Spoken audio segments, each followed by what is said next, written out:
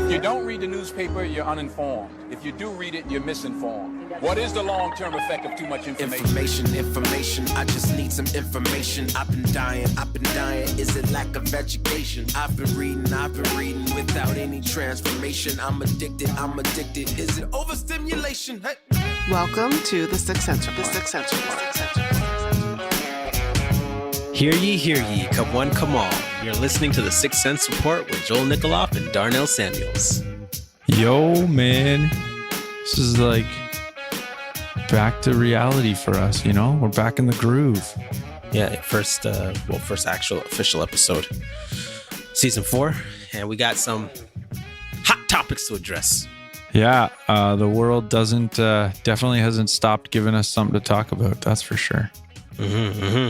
So today we're going to be talking about police reform, or as people would say, defunding the police. And so basically, in light of the George Floyd tragedy that happened in the US, a lot of people have been reconsidering how police operate. And so just like it happens in the US, a lot of people in Toronto, more so, Black Lives Matter, are asking for a defunding of the police. Yeah, I mean, it's an interesting question. I think, should you defund the police is something that I think for most people is beyond comprehension, right? Because it brings the thought of anarchy. Well, they do use the word anarchy to describe what they think, but the word anarchy doesn't actually mean what they're using it to mean. The word anarchy actually means absence of a ruler, doesn't mean absence of law. Oh, no, I was just thinking like the anarchy A spray painted on the back of a biker jacket and people destroying things. Well, yeah, of course. But what I mean is when people use the word anarchy, they use it in a reference to something that actually isn't what the word means. But anyways, that's sort of my own, pickle or thing I want to, fight with. But anyways, the point though, I think what you're getting at is they think of lawlessness, they think of chaos, they think of violence, they think of destruction, they think of a lack of property, respecting of property rights, right? Essentially what we see with the rioting is what they think of as, was going to happen without police. Or, I don't know, it's not a good example, but like CHAZ, like what they're seeing in Seattle. Yeah, that one's an interesting one. I mean, I'm not sure what to think because like the media, they like to propagandize, I would argue, in both directions. Yeah. Oh, sorry. For those who don't know, it's CHAZ is an acronym for the Capitol Hill Autonomous Zone. So it's a place in Seattle where police are not allowed due to the protesting. They've pushed them out. Actually, they've taken over the precinct because the protesting was so intense. The police left the precinct and the people have taken over the area. So that's what I meant by CHAZ. Yeah, and I mean, CHAZ is a whole different conversation. So we'll definitely park that, and who knows, maybe if that scenario continues to unfold, we'll talk more about it. That said, I know I'll put in the show notes page. There's a podcast by Bob Murphy. Actually, I think it came out today or yesterday. He was talking sort of about this defund police thing, but he also interviewed somebody from CHAZ or who was in CHAZ. And so I think even for our listeners, it might be a bit of a long one, but it's, I think, going to be informative, especially if you want to learn from someone who's kind of been on the ground there to get their insight. Yeah, and but before we start, Joel, I want to give a big shout out to our guy Talking Drum,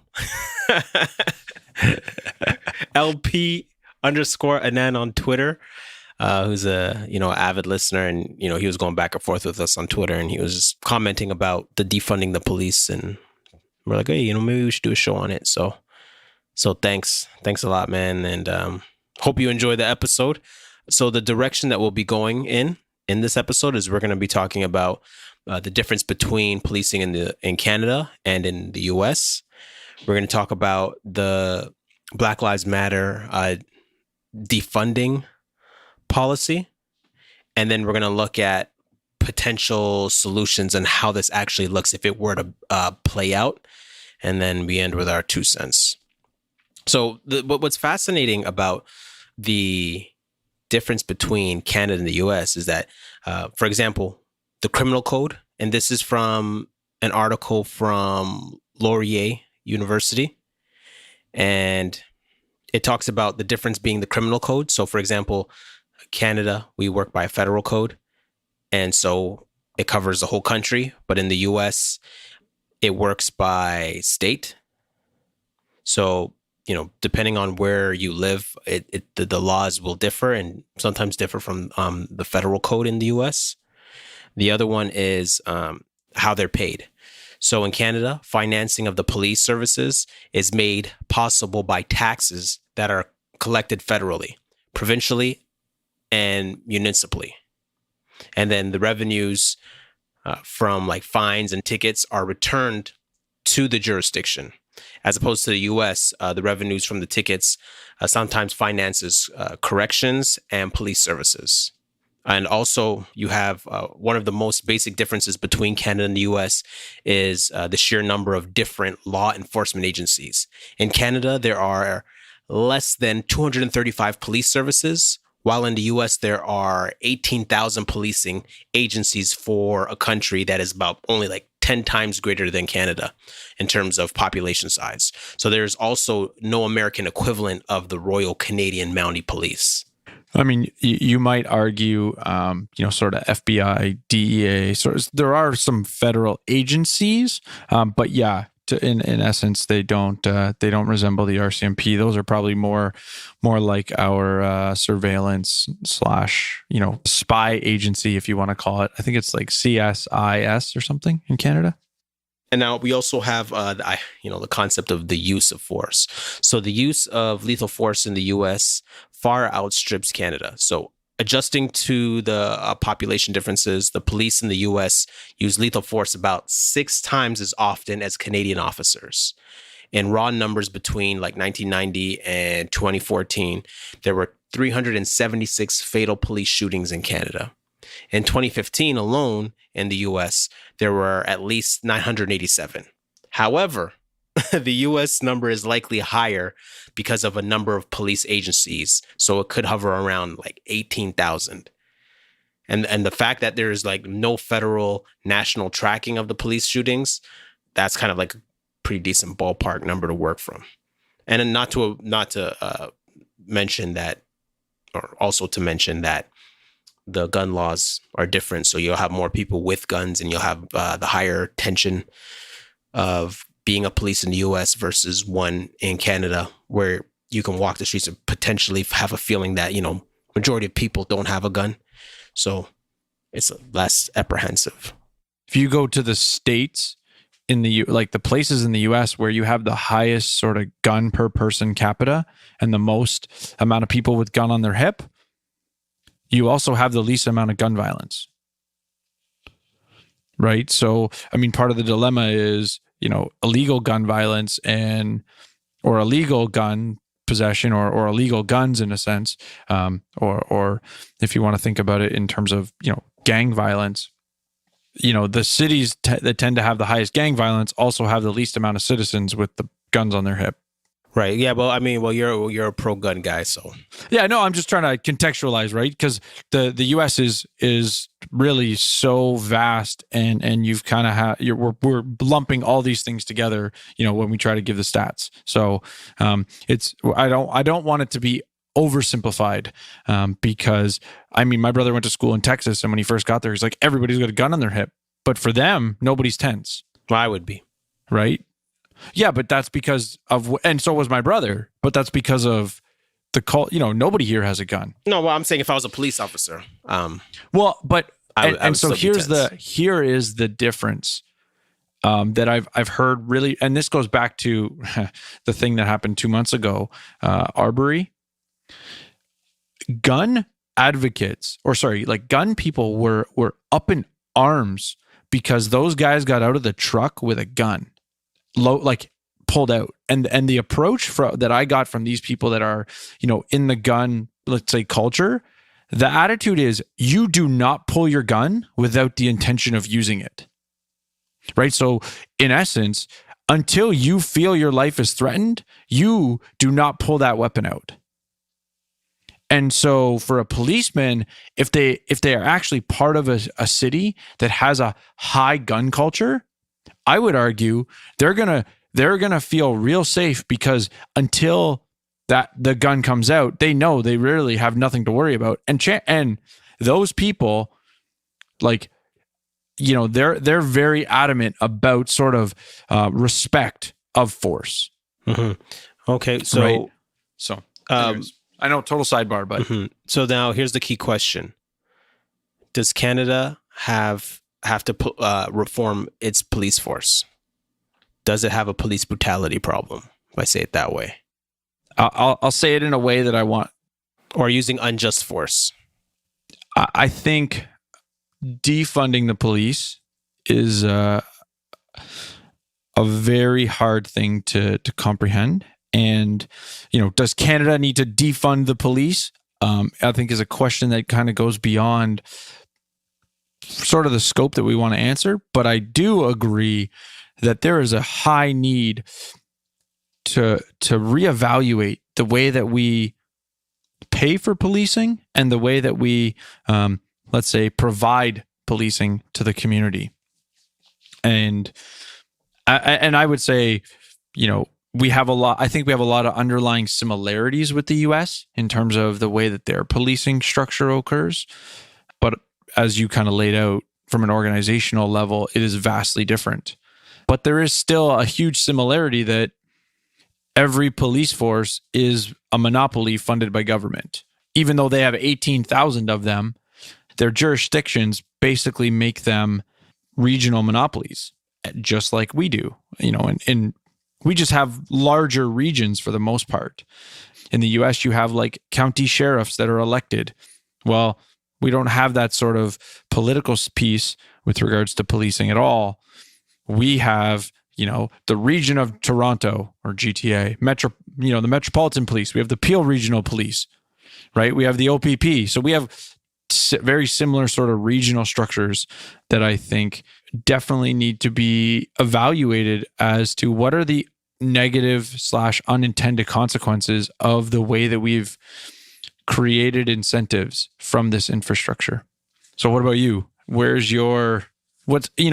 we see this question of reforming or defunding, you know, where does your head go to for what we need in Canada? Yeah, well, I think that, you know, I don't want to say that, you know, Black people don't get roughed up by the police in Canada. Like, I don't like saying, I don't think it's fair to say, oh, that's a U.S. problem that only happens in the U.S. But that stuff happens here too. Mm-hmm. I think it's a uniformly citizen problem, right? Whether it happens, like, equal outcome with regards to police brutality is not the objective if the answer is not zero. I don't know, man. All I know is brothers be getting roughed up. Yeah, no, but my point is, I'm saying I think it happens to people, right? Like, people, whether it happens more to one race or less to another race, I think police brutality happens, and more than it should, to all races. And so my point was, I don't want it to be 1% of every race. I want it to be 0. Right? So equal outcome is irrelevant. Yeah. I don't want anyone getting roughed up by police, especially the innocent. Yeah. Well, all I know is brothers be getting roughed up.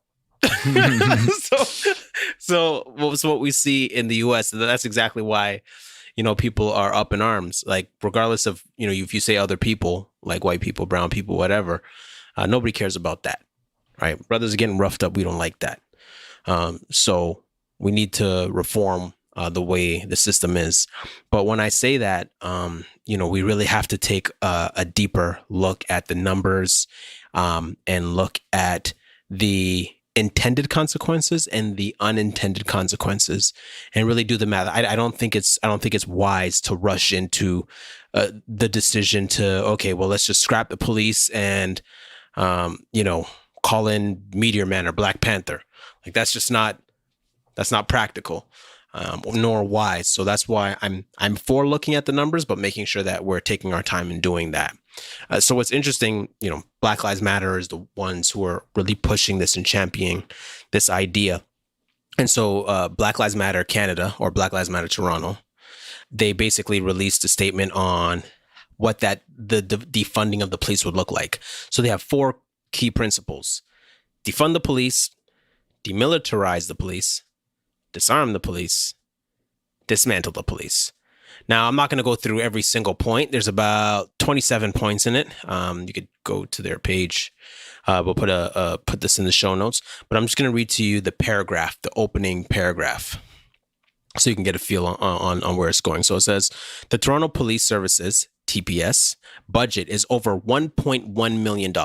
Billion. Which is more... Huh? Billion. Sorry, what did I say? Million. Oh, yes. It's... Sorry. $1 billion, which is more than the public funding allotted to libraries, housing, shelters combined. We believe that Black communities and all communities deserve better. We are working toward the abolition of the police and toward a society where we can all be safe. While this is focused on law enforcement, we are also calling to defund jails, prisons, immigration detention centers, the Canadian Security Intelligence Service, CSIS, and the Canada Border Service Agency, CBSA. We are calling for a reinvestment into Black, Indigenous, racialized, impoverished, and other targeted communities. So, Joel, what did you take away from this statement? I mean, it's, I think it is slightly misleading, to be honest. Well, point number one is so in their demands, I'll just read the first kind of half of it. It's immediately redirect a minimum of 50% of this budget. So my point is that it's misleading in that, there's this, we're calling to defund the police, but really what they're not really asking to defund the police. They're saying we want to use the resources in a different manner. And our demands are how we suggest using the manner or the funds be used. And so for lack of, a better term, I'm saying it's misleading because, it doesn't really address on a high level. Okay, what are the things that police provide as categories of services? And what do we want to keep? What do we want to change? What do we want to challenge? What do we have an issue with? Because, I said it to you. I look at Sam Say wrote an article about, being in a scenario where he and his family were taken away from abusive man. And that sort of service, whether provided by police or not, is not the point. That service is something I think as a society where we can all be safe is something that we value. And so I think there's, and I would argue, I kind of know why, but I think there's a lack sort of understanding of what are the services provided? What do we want to keep? What do we want to challenge? What do we think needs to be done differently? As opposed to defund the police and we'll tell you how to spend the money. Yeah. It's one of those things, I'll put it this way, once you go through the document and you look at the requests, yeah, I'm not sold. Like, you could be sold, and it's not because it's Black Lives Matter or whatever the case may be, but just looking at the practical outworkings in the requests, I don't think some of these are reasonable. So, for example, demilitarize the police, point 2, and it says end emergency task force. That's the famous ETF. And the emergency response team, the ERT. So, the tactical squads, military grade weapons, and surveillance equipment. So scrap those guys. But the first thing I think when I think of ETF, I think of like The Wire and New Jack City. Right? I'm thinking like, sometimes, that task force is necessary. Sometimes you need the guys with the bulletproof vest and the ski mask to come in and kick down the door. I don't know. Or the SWAT team. I'm a bit nervous about, scrapping those task force, right? Like not to make jokes, but even like, you're playing with your G.I. Joes as a kid and, you have little action figures that resemble the task force. So I don't know, man. I don't know about scrapping it. Well, so, I mean, I think, points, this is where like, I think there's a lot of places where we might resonate or we sort of kind of see like, okay, I know what they're getting at. I kind of see that that's an area of a problem. So just to point out, I think, you're pointing out one where you're saying, okay, this is leading me to doubt. But there's also going to be points within there 27 where you're like, okay, I see this as, something that I have concern for. So to the point here, point number 2, which you referenced, point number 3, point number 4, they fall under the category of demilitarize the police. And I think there's a sentiment there that most people would resonate with, but I think you've got a really good point in saying, well, at the same time, are there not scenarios where really, really strong force might be needed? And I don't want to not have that available if needed. So I think there's this quote there's a Cato article, cato.org. It says, defund the police is a bad slogan, but some aspects are worth considering. And so I think there's this, headline within the article that I find just perfect to summarize, I think, where people are going with, the concerns around the militarizing of the police, which is, when people talk about defunding the police, they are suggesting that not every domestic disturbance, traffic mishap, or truant youth needs to be confronted by someone resembling RoboCop. And so it also brings to mind this other article that's with Fee. The title is Unbundle the Police. And this goes back to what I said about this, the Black Lives Matter, defund the police movement. It doesn't really acknowledge what are the services. And so, this article is really talking about, the unbundle the police is talking about why do we need, armed police pulling over people for speeding? The line in the article I like says the responsibility for handing out speeding tickets and citations should be handled by an unarmed agency.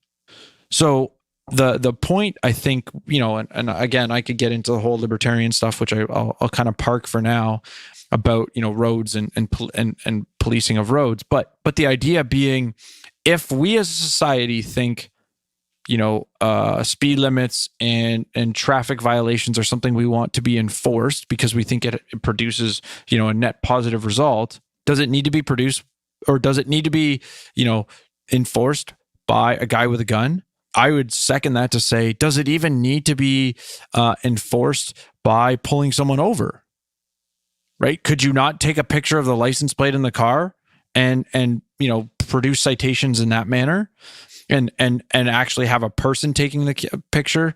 Again, I know that what I'm saying, you could run into a whole bunch of scenarios. How do you do it? Is it right? Is it wrong? That's not the point. The point is, if we think doing this function makes sense, why do we need an armed policeman doing it? Similarly, I mean, not that this is totally relevant, but why do we need an armed policeman doing traffic control when the construction's going on, right? And so to some extent, I think the militarization of the police gets to the point of, do we always need these, lethal force, minions, for simplicity, out there resolving these problems?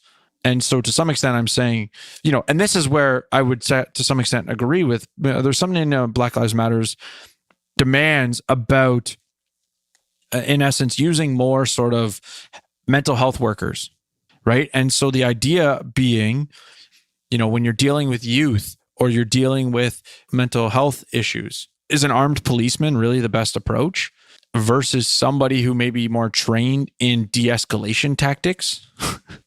Or, on that note, should police be trained more in de-escalation tactics? That's a good point. Yeah, no, you're right. And I guess for me, it's just one of those things where we're just so used to, police officers, whether it's in Jamaica or here, they walk around strapped. And even more times, you're not, I'm not worried. I'm not worried that guns on their hip, unless something pops off, then, you got to worry. But what's interesting is that on the list they have at 16, 17, 18 under decriminalize poverty, drugs, HIV, and sex work. That kind of threw me off there, but I understand why they're suggesting that. But the point I'm making is that there's just a whole political platform that comes with defunding the police, and that's what just threw me off. As opposed to say, okay, well, we're just focusing on, reallocating the funds from the police and putting it to another form of policing. But then they're talking about decriminalizing, poverty, drugs, HIV, and sex work. I think, hold on, sorry. Let me just read it quickly because people are kind of like, what? So 16, release and expunge record for all poverty-related charges, including bylaw infractions, solicitation, sleeping outside, public urination, loitering, and solicitation. Then 17 is decriminalize drugs, sex work, and HIV status. And then 18, release and expunge records of all drug-related and sex work charges. So the idea here, right, is like, it goes back to, in the headline, it talks about getting rid of prisons and jails. And in essence, these things, they're talking about, for the most part, victimless crimes, right? We're not talking about a rapist. We're not talking about a murderer. We're not talking about a car thief. We're talking about prostitutes. Well, we're talking about people who are, let's use drugs for simpler. They're people who are doing something on their own volition. And in essence, you're criminalizing a behavior that's, sort of a one person on their own. I would think that sort of categorizes everything they've laid out here. The flip side of that is I literally just watched today, a sort of like news summary about, I want to say it's San Francisco. But basically they have a huge problem with people crapping in the streets, peeing in the streets, doing drugs in the streets. And so it's kind of sort of the counter argument to all of this is, well, I don't want people peeing on the street. And what if that's the result of you not now? Basically the person was like, oh, the woman who was talking about it was like, oh, we just give him a citation. Yeah. Okay. Right. And so my point of bringing that up is to say, like, going back to the whole point of like, people don't want lawlessness. They don't want disorder. They don't want people crapping in the street while they're walking to work. Right. Like, I don't want to see that. And so I think this is where I sort of say, like, I think we need to rethink how we do policing. We need to, because there is an objective of order. And I mean, again, I would argue some of the issues come down to property rights, and that's a much deeper conversation that we would kind of park.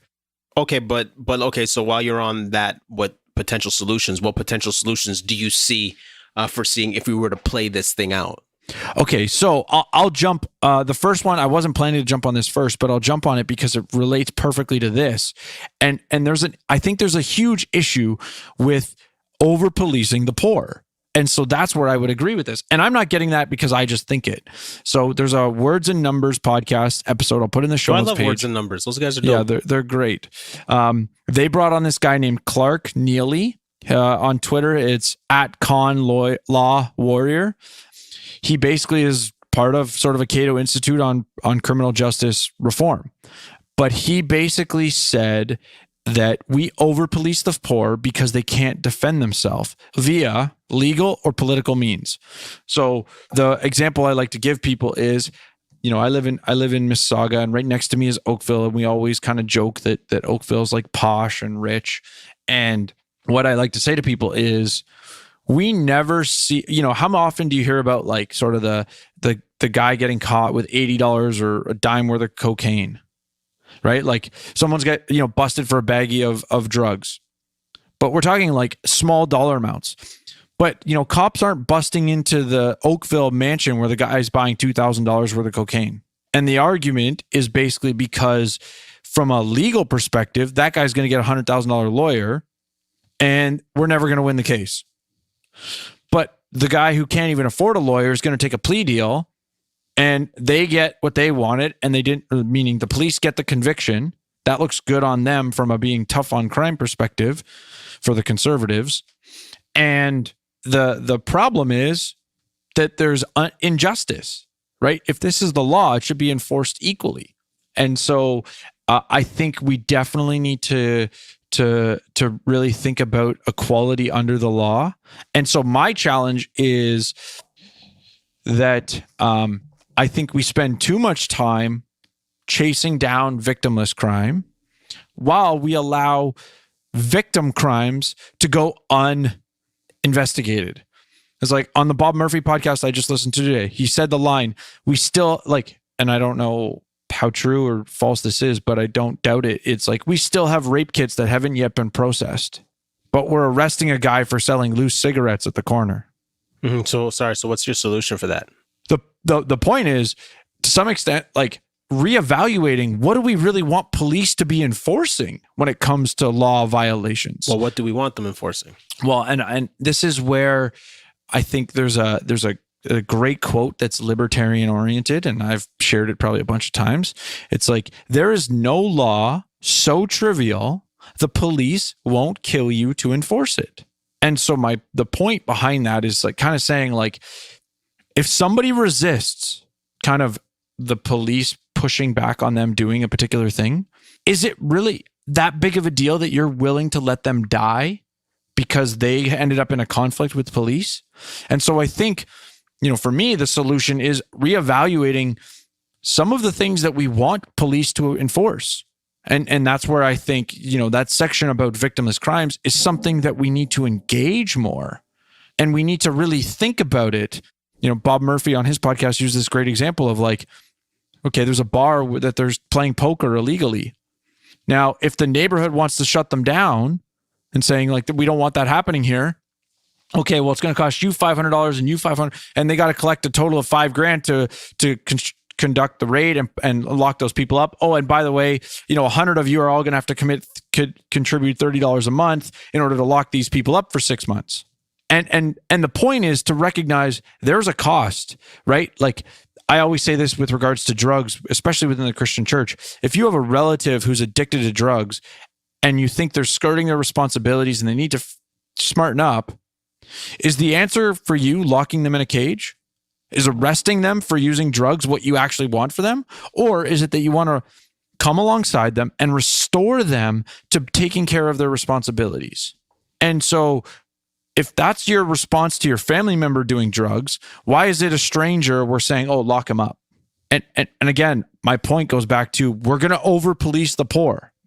Like, there's an incentive structure there. The problem is, I would argue, yes, we need to change that, but part of changing that is evaluating what laws we actually put on the books. Is it really worth putting a cop with a gun in someone's face to enforce this law? Because really, that's how all laws are enforced. So I know that was just number one. I'll kind of pump through the second one because I think Darnell's got a much sort of better or really good breakdown that he gave me a peek onto. And that second one really comes down, and it's come up a lot in the States, this idea of qualified immunity. I've been wording it in the simplest way is I think we need to hold police accountable to the use of force that we use for everyday citizens. Meaning, if you would be justified, and I'll use this more so in the US because Canada's self-defense laws are a bit ridiculous. If you would be justified in defending your house with a gun, we should hold the police to the same sort of level of standard. They shouldn't be proactively using a gun as opposed to defensively using a gun in the way that we would think a regular citizen should use force. There is a third one, but I'll park it for now, and maybe we'll come back to it. Okay. Yeah. So one of the potential outworkings of defunding the police would be to privatize it, but keep the funding from the public. So like, for example, this one involves the municipality gathering the taxes, but appropriating it and sharing it with the community. So each community would vote for their preferred police service as like a specified contract. So this would increase the competition, increasing the incentives of officers to perform well, because companies that want good contracts will want to hire good officers, right? So this would increase good performance and make the consumers want to keep those people. Now, the other aspect is looking at it from an insurance perspective. So this solution works like officers are insured to work at a police department. So if an officer has an infraction, the individual can take it to the insurance company, and the company will have to make a payout if the officer is at fault.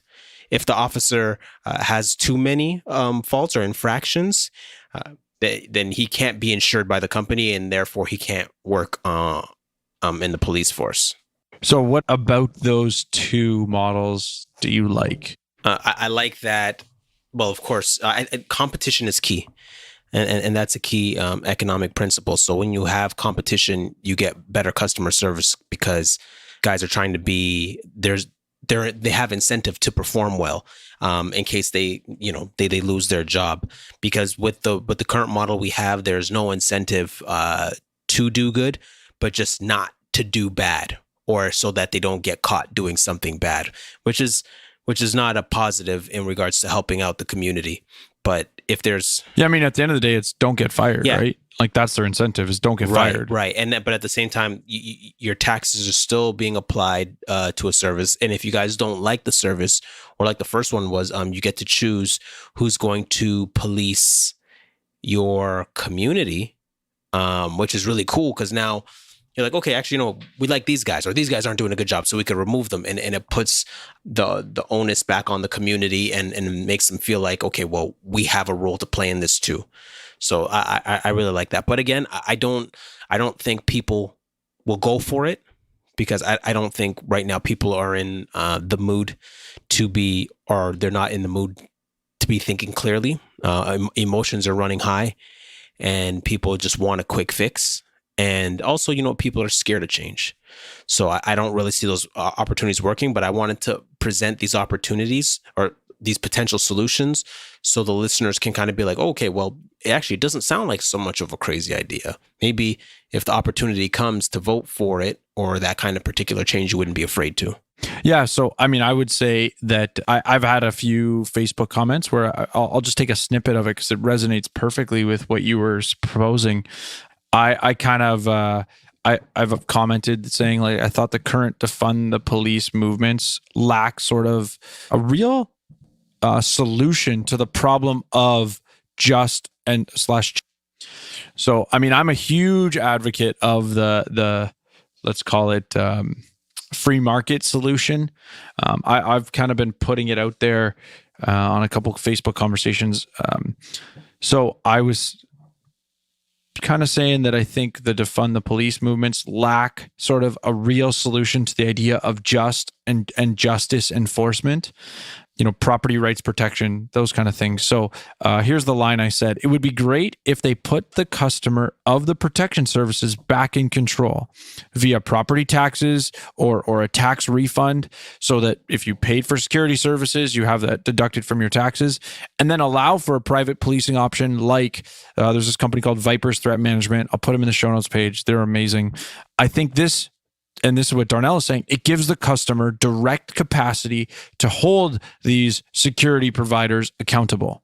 I think, you've mentioned people aren't really interested in that. And I think sort of there's this culture of profit equating to evil. But in reality, profit represents value creation, meaning the cost of the service is less than the amount it's going to cost you. And so as a community, when you are paying for a service and that service provider is beating up your citizens, you're going to fire them. And you're likely going to sue them, and you would have expected them to have insurance in cases where they don't actually provide the service they're supposed to, and there's damages. So all that to say that I think people need to really think about the free market sort of competition solutions. And I definitely want to acknowledge that I think, what your point is for the audience, they're not that interested. A lot of people aren't that interested. There's this fear that, we're going to end up with competing, police forces, and they're going to outdo each other. And, we're going to have like sort of mafia gangs fighting each other and I think it's sort of this super fearful fear of exploitation. And my kind of punchline on that is, in order to prevent exploitation, the solution is we create a monopoly which has the greatest ability to exploit us. So I, kind of trying to wrap up here, Darnell, what would you say is what you want to leave the audience with? What do you want to, leave the listener with regards to whether it's defund the police or just, policing in general in terms of reform? Yeah. Well, just researching the issue. There's like so many angles to come at it from. So, for example, like the progressive side, which argues from the oppressor-oppressed axis. And so they say those who pay more property tax will get the final say on what happens. And those people aren't going to settle for less when it comes to the safety of their family and their assets. And so like the conservative who argues along the civilization barbarism axis, I don't think the incentive is strong enough for people to abandon the current police force because they're scared, and the respect for authority could be lost. And so, or even lost more than it already is. And so, you know, you got those group of people who are afraid of that. But then also, you know, just looking into like the libertarianism and where they argue from along the liberty coercion axis. And so taking away the police's monopoly and giving them competition to hold them accountable. So competition meaning alternative policing. And a lot of people are still skeptical if that could even work. I know for me personally, you know, asking some of my Black friends and family members about it, they were like, well, my conclusion was more so there are Black people who want to see police abolished because Black lives matter.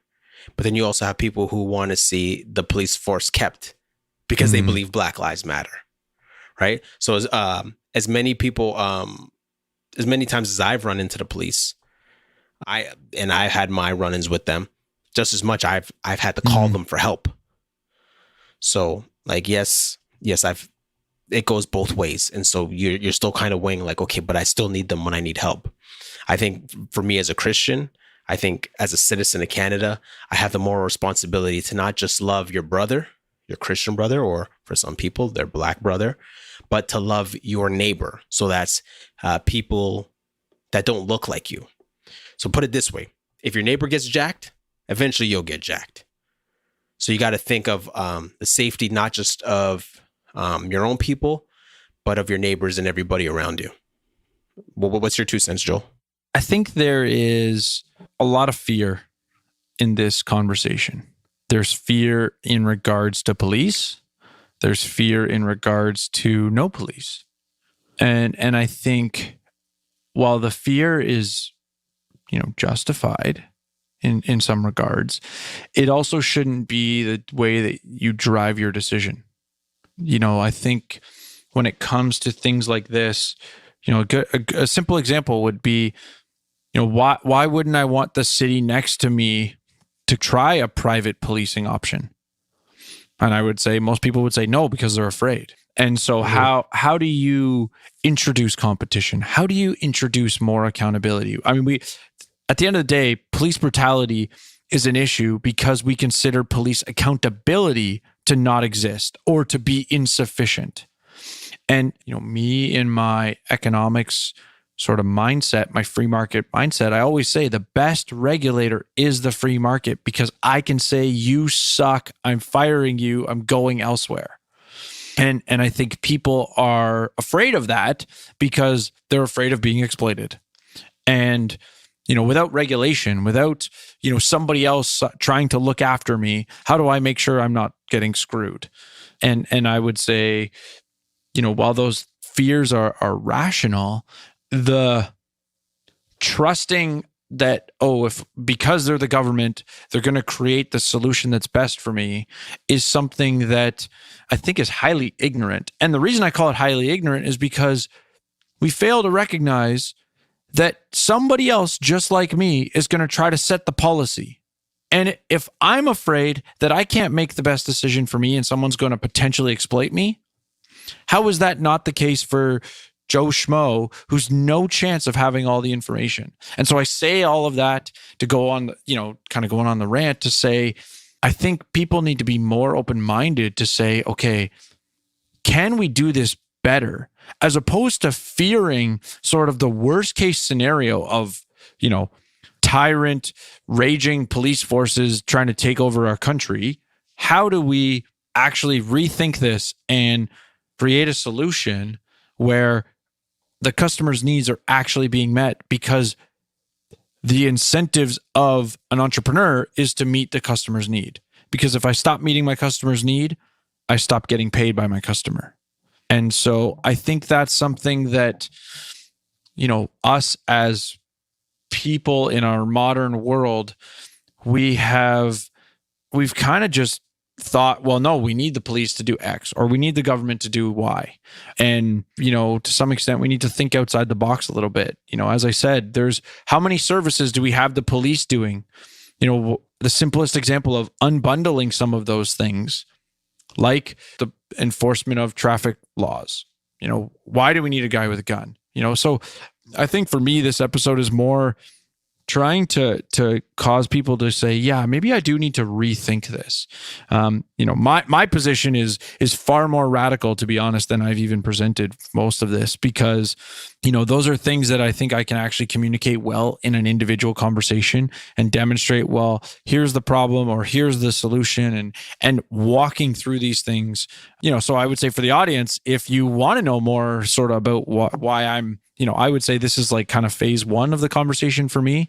And there's 500 more phases, maybe not that much, but, reach out to us, reach out to me. This is a topic that I think definitely probably deserves more time. And I think if the audience is interested more, we'll definitely maybe tackle some listener questions on this. So I know the guy you shouted out, we actually didn't answer his question. And so we can kind of leave that as potentially the first question of a follow-up episode. So. Oh, no. I can answer his question because he was asking, how do you become a police officer? Well, he was asking, how does the level of training differ, for different police forces? And I actually shared a meme not that long ago that I'll try and see if I can link it in the show notes page, but it talked about US is 16 weeks and other countries like Norway having 2 years worth of training before you could become a police. And so, I thought, that's a bit too technical, too in the weeds for maybe answering on this podcast, but I didn't want him to think we didn't see his question, but I think that's sort of, getting a little more into the weeds, because as I said, with Defund the Police, Black Lives Matter, there's a lack of really, what are the issues? What are the true issues within, what are the incentives within the police that are causing some of these problems? What are the structural training issues, right? So those are things I think that are valid questions that need to be evaluated. And I think for the audience, we want their input so that maybe we can tackle it, maybe even with the audience participation in one way or another.